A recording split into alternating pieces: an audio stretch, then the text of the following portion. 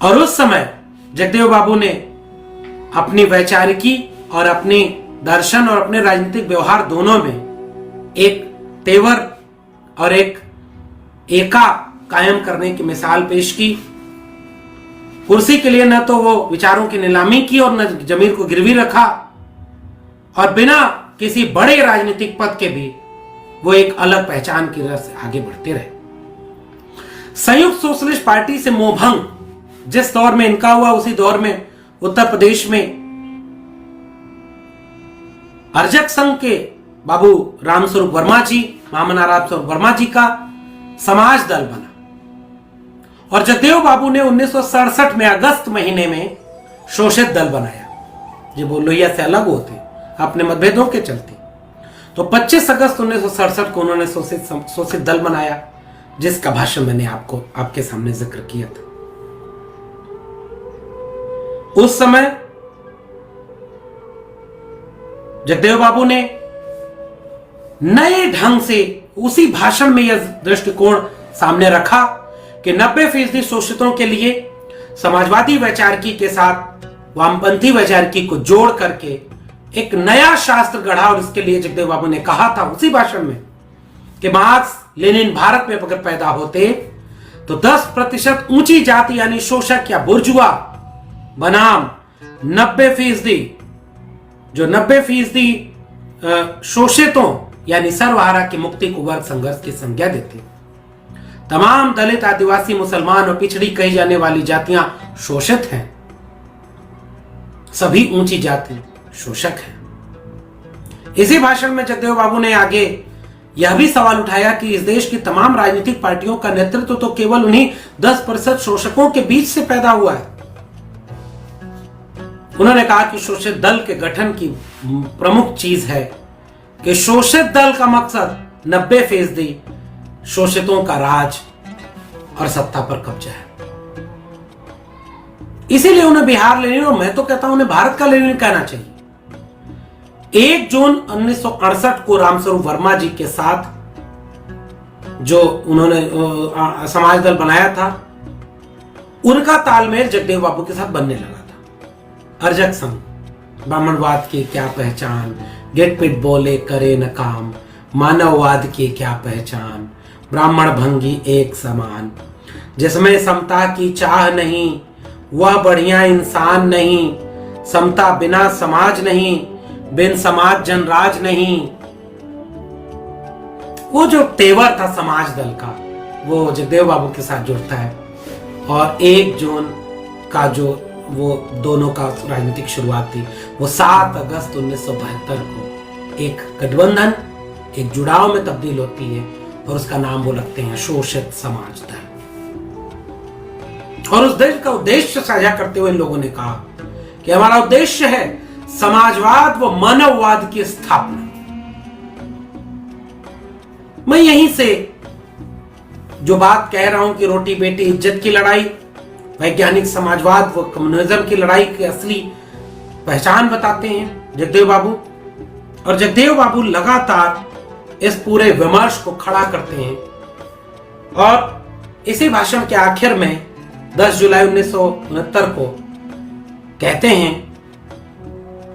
कि doctor Lohia, doctor Ambedkar के सिद्धांतों की सफलता के लिए और सारे भारत की समृद्धि के लिए शोषित समाज को एक जगह मिलकर यह तय करना चाहिए कि 90% शोषितों के लिए विशेष अवसर का सिद्धांत लागू। यानी विशेष अवसर के सिद्धांत यानी 90% लोगों के लिए 90% आरक्षण की हिमायती थी। और ये आरक्षण किसका?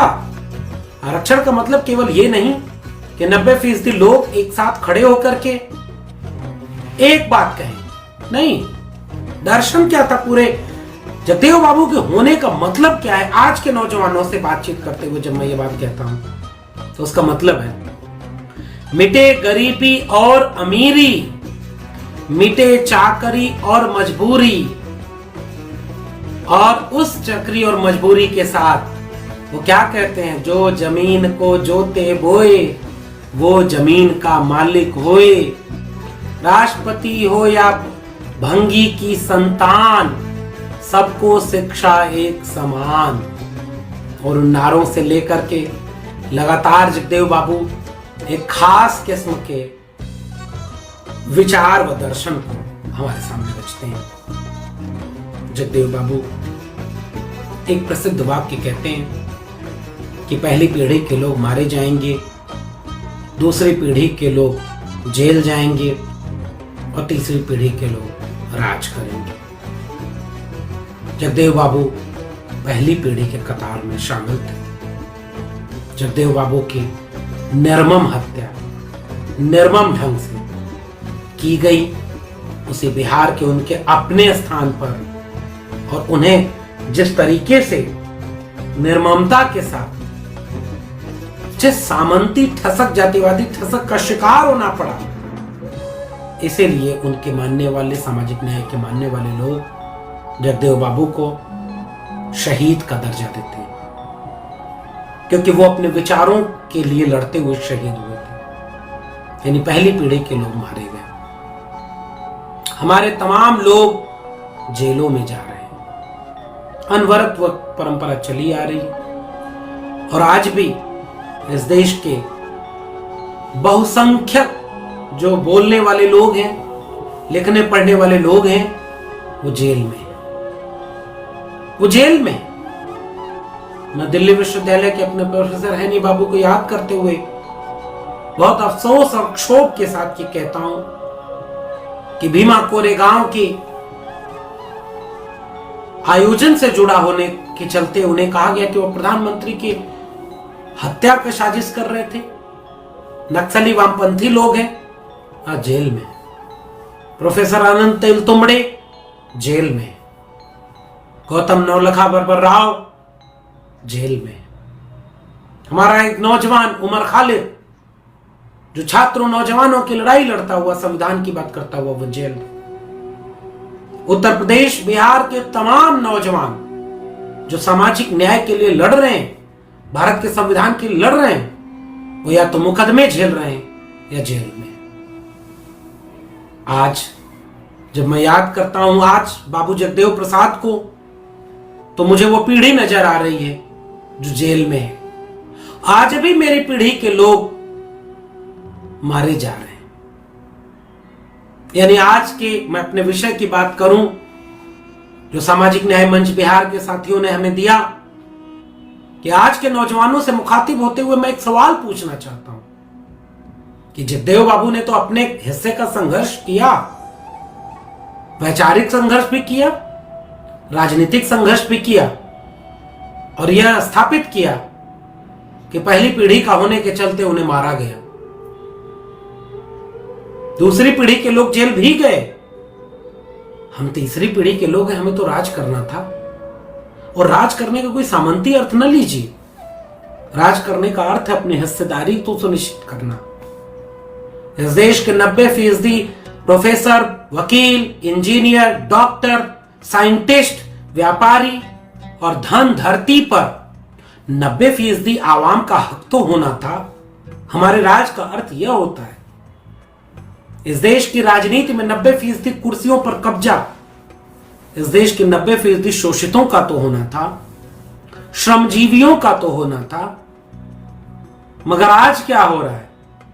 अब मैं आखिरी टिप्पणी अपनी करके आपको संबोधित करते हुए अपनी बात को समाप्त करूंगा कि आज हो यह रहा है कि हमारी पीढ़ी में 2022 के नौजवानों से एक बात कह रहा हूं मैं, हमारी पीढ़ी में जगदेव बाबू की तीनों पीढ़ियां समाहित हो गई हैं। हमारी पीढ़ी के नौजवान मारे भी जा रहे हैं, हमारी पीढ़ी के नौजवान जेल में भी हैं, और हमारी पीढ़ी के ही कुछ लोग राज भी कर रहे हैं। अब मेरा सवाल आपसे है, जो मारे गए उनके मारे जाने का न्याय क्या है? जो जेल में हैं उनके हिस्से का न्याय क्या है? और जो राज कर रहे हैं उनके हिस्से का सवाल कहां है? क्या 90% शोषितों के बीच से निकल करके जिस वैचारिक, सांस्कृतिक, आर्थिक और सामाजिक दर्शन की बात जगदेव बाबू ने या उस दौर के तमाम समाजवादी नेताओं ने, तमाम सामाजिक न्याय के लोगों ने की थी, जब आपको मौका मिला तो क्या आपने वह न्याय किया? क्या वह आपने ईमानदारी और मेहनत अपने तबके के लिए दिखाई? ये सवाल मेरा आपसे। और ऐसा क्यों है कि हमारे ही सामने तीनों पीढ़ियां जगदेव बाबू की मौजूद है? मारे जाने वाली पीढ़ी, जेल जाने वाली पीढ़ी, राज करने वाली पीढ़ी। माना कि राज करने वाली पीढ़ी बहुत कम है, माना कि वह न्याय अधूरा है, मगर जगदेव बाबू आज होते तो क्या कर रहे होते? आज जगदेव बाबू को याद करने की अहमियत, आज जगदेव बाबू पर बात करने का अर्थ क्या है? आज क्यों हम जगदेव बाबू को याद करें? तो पहली बात तो ये कि अगर आप इस जगह तक आ चुके हैं कि आप ये वीडियो देख रहे हैं, तो मेरी बात तो आप तक पहुंच रही है कि हाँ, एक जगदेव बाबू हैं जिनके बारे में आपको कितना पता है। नहीं बताया गया तो नहीं बताया गया। उनके द्वारा जो सत्ता में काबिज थे, उनमें आपके भी लोग हो सकते हैं, वो जो नहीं बताया गया वो उनकी साजिश थी। आप नहीं जान पाए, ये आपका नुकसान है। इसलिए आप एक बड़े नेशन बिल्डिंग प्रोसेस के एक नेशनल आइकॉन से वाकिफ नहीं है। आज के नौजवानों के सामने ये एक बड़ी चुनौती। आपको आपकी जड़ों से काटा जा रहा है, क्योंकि आप अगर जगदेव बाबू को जान लेंगे तो आप तो एक सवाल पूछेंगे ना कि 100 में 90 अगर शोषित हैं और शोषितों ने ललकारा था, तो इस देश के 90% धन, धरती और राजपाट में हमारा हिस्सा कहां है? जो जमीन को जोते बोए वो जमीन का मालिक होए, राष्ट्रपति या भंगी की संतान, सबको शिक्षा एक समान कहां है?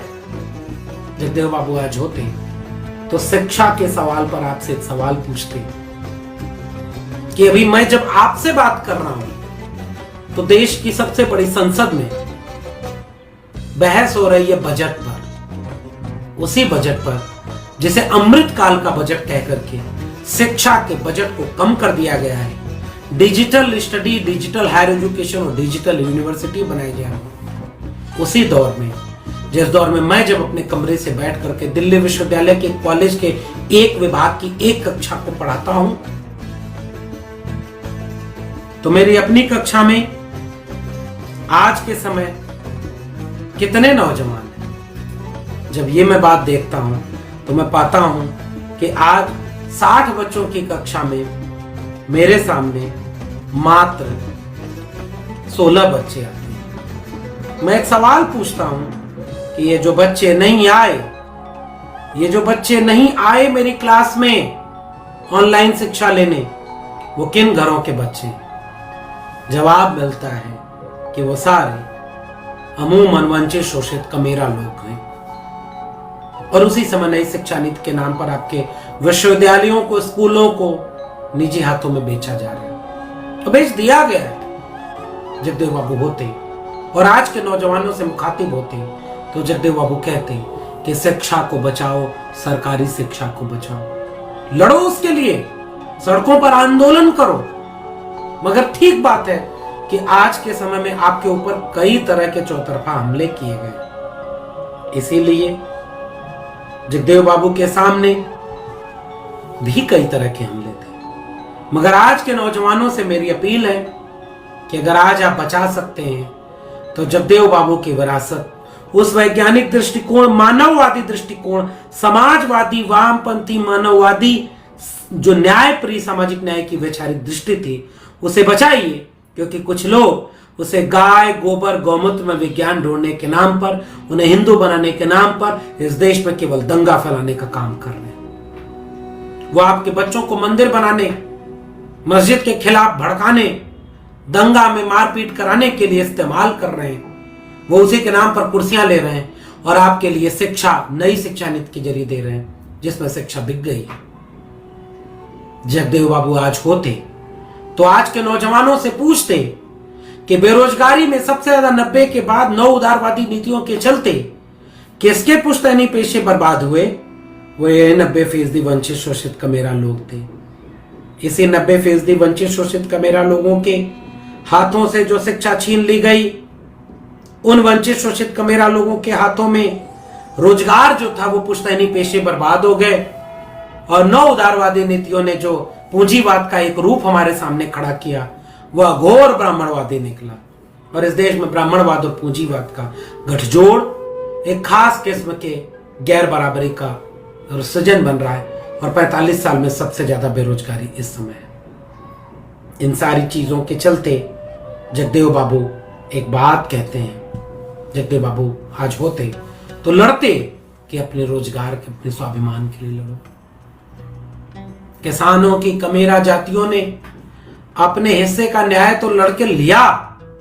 उस आंदोलन से ही हिम्मत लीजिए और पूछिए उन लोगों से जो गया, धनबाद, समस्तीपुर में जो रेलवे की भर्ती के लिए नौजवान सड़क पर उतरे थे, रेल रोके थे, किसने उनके ऊपर लाठियां चलाई? कौन थे वो लोग जिन्होंने इलाहाबाद के हॉस्टल में घुसकर, कमरे में घुसकर पढ़ते हुए नौजवानों को बेरहमी से लाठियों से मारा? ये वही लोग थे जिन्होंने कल जेएनयू और जामिया में छात्रों को घुसकर मारा था, जो आपके बच्चों को दिन रात दंगाई बना रहे हैं। जगदेव बाबू होते तो इन चीजों से लड़ते।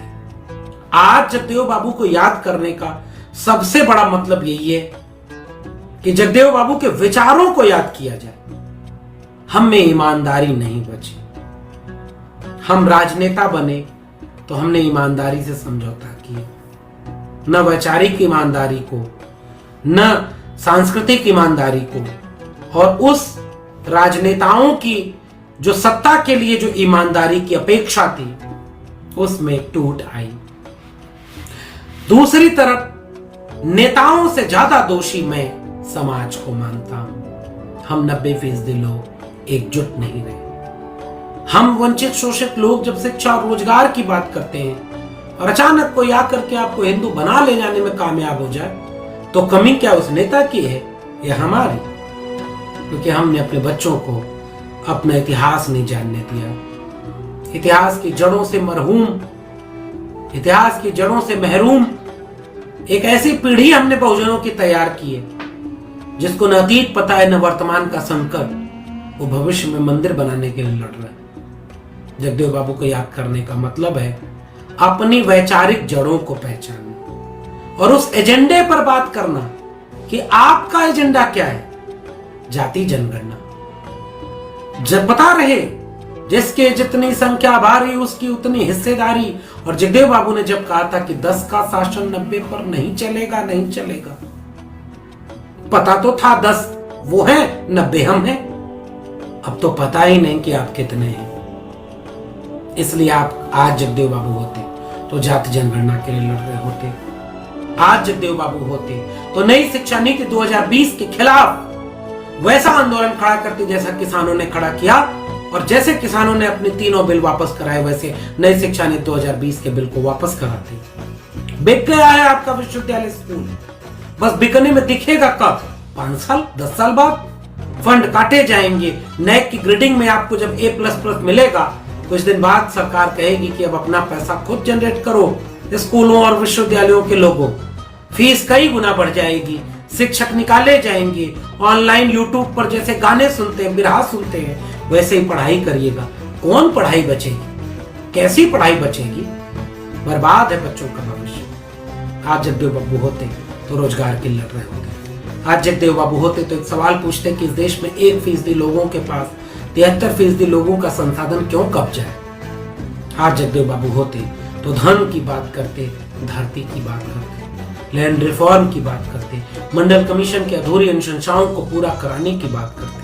और आज के नौजवानों से मेरी अपील है कि इन मसलों को पहचानिए। ये आपके वैचारिक मसले हैं। आज के नौजवानों से मेरी अपील है, इन सवालों तक जाइए।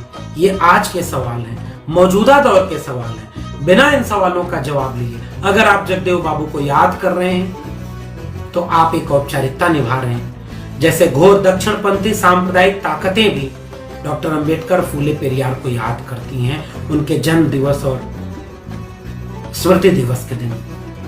उनके याद करने में और आपके याद करने में कोई अंतर नहीं दिखेगा। वो सारा काम उनके खिलाफ करके भी उनकी तस्वीरों और मूर्तियों पर माला डालते हैं। हम भी तो कहीं वैसा न करने लगे।